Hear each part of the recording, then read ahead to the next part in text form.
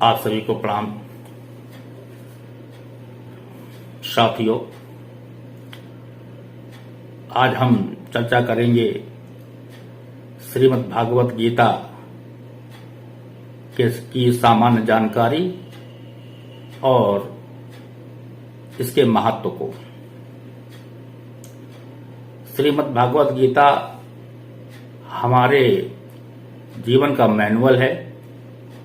महाभारत के भीष्म पर्व के 25वें से लेकर के 42वें अध्याय तक गीता का प्रसंग आया है।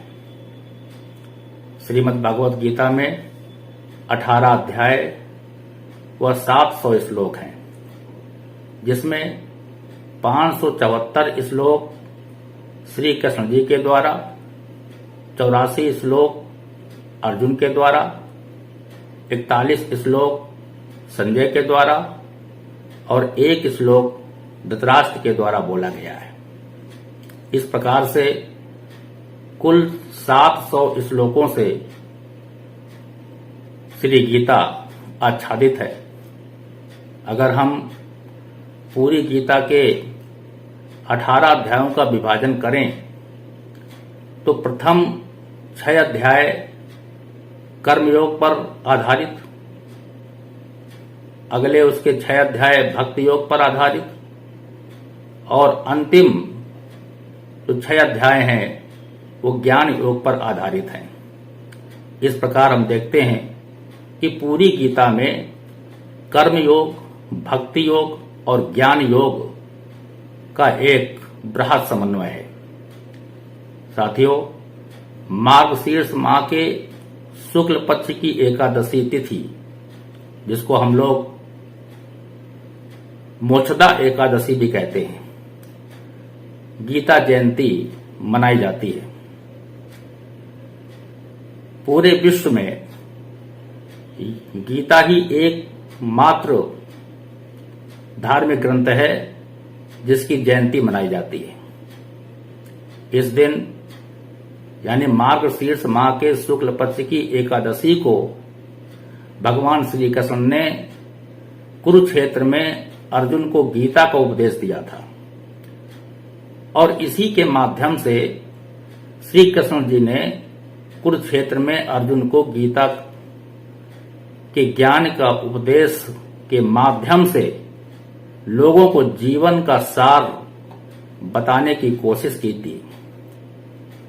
वास्तव में गीता का धर्म राष्ट्र धर्म है। यह हमारा मानना है कि यदि हम गीता का विशद अध्ययन करें, पूर्ण रूपेण अध्ययन करें, शुरू से लेकर के अंत तक अध्ययन करें, तो हम देखते हैं कि गीता में किसी धर्म विशेष की व्याख्या नहीं की गई है और ना ही कोई धार्मिक विश्लेषण किया गया है। गीता के प्रथम अध्याय का जो पहला श्लोक है, अगर हम उसको देखते हैं तो वो ये है कि धर्म क्षेत्रे कुरुक्षेत्रे समवेता युवत्स्वा माम का पांडवश्चैवो किम कुर्वत संजया। इसी प्रकार यदि हम गीता के अंतिम अध्याय अर्थात 18वें अध्याय का अंतिम श्लोक देखते हैं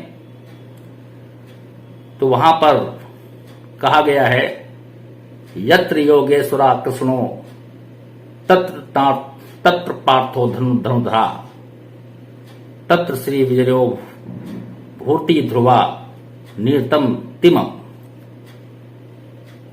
अगर ध्यान से देखा जाए तो गीता के पहले श्लोक में यानी अध्याय 1 के पहले श्लोक में धर्म शब्द आया है, धर्म क्षेत्र कुरुक्षेत्र।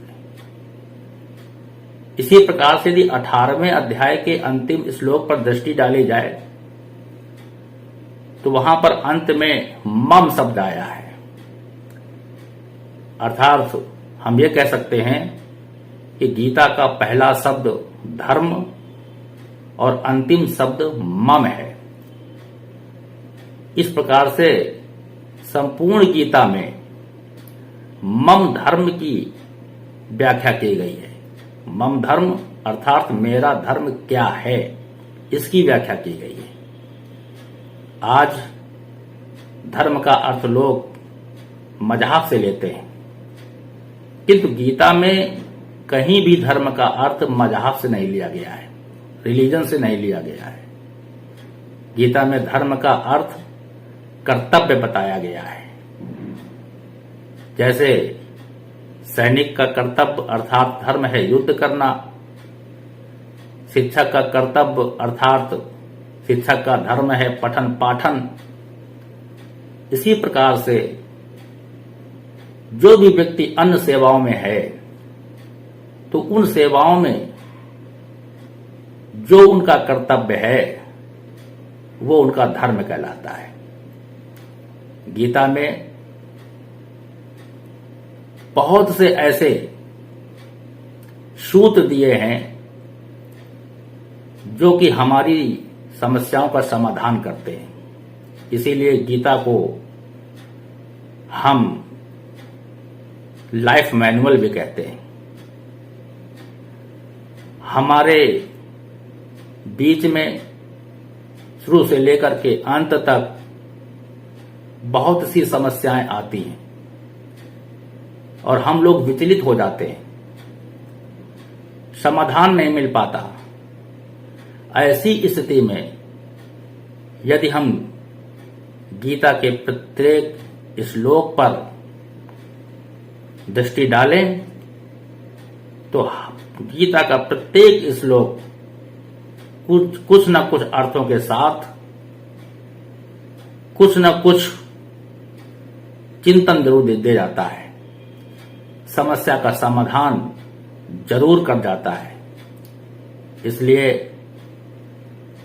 गीता जयंती के पावन पर्व पर हम सभी का पुनीत कर्तव्य है, हम सभी का दायित्व है कि गीता का पाठ हम जरूर करें। दूसरी बात, यदि हम गीता का पाठ करते हैं तो ये निश्चित है कि हम हमारे लाइफ में जो भी समस्याएं आती हैं उनका समाधान हम गीता के माध्यम से ही निकाल सकते हैं। चाहे वो सामाजिक व्यवस्था के संदर्भ में हो, चाहे वो आर्थिक दृष्टिकोण के संबंध में हो, चाहे वो राष्ट्र हित के संबंध में हो। भक्त योगेश्वर श्री कृष्ण जी ने कोई भी क्षेत्र नहीं छोड़ा है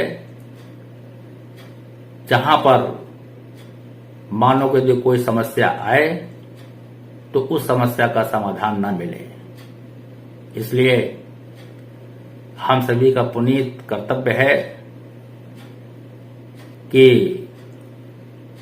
गीता को हम स्वाध्याय में लाएं, गीता के मर्म को समझें।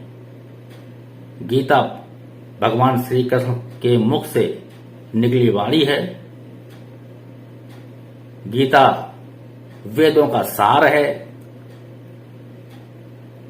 यदि हमने गीता पढ़ ली तो आप समझ लें कि हमने वेदों का सार तत्व जान लिया और हमें कुछ पढ़ने की आवश्यकता नहीं है।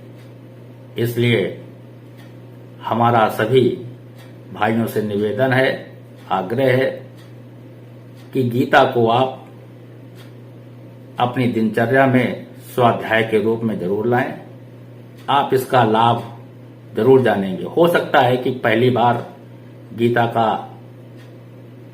को पढ़ने पर आपको समझ में ना आए तो दूसरी बार पढ़ें, तीसरी बार पढ़ें। ये निश्चित है कि एक ना एक दिन गीता आपको समझ में आने लगेगी। और मैं तो ये समझता हूं, मैं ये कहता हूं कि गीता के एक श्लोक का पाठ हम प्रतिदिन करें तो निश्चित तौर पर हम अपने जीवन को सुंदर बना सकते हैं। अपने लाइफ मैनेजमेंट को, सूत्र को श्रुतियों को, गीता के नियमों को, उपदेशों को अपने जीवन में हम धारण कर सकते हैं। जय श्री कृष्ण।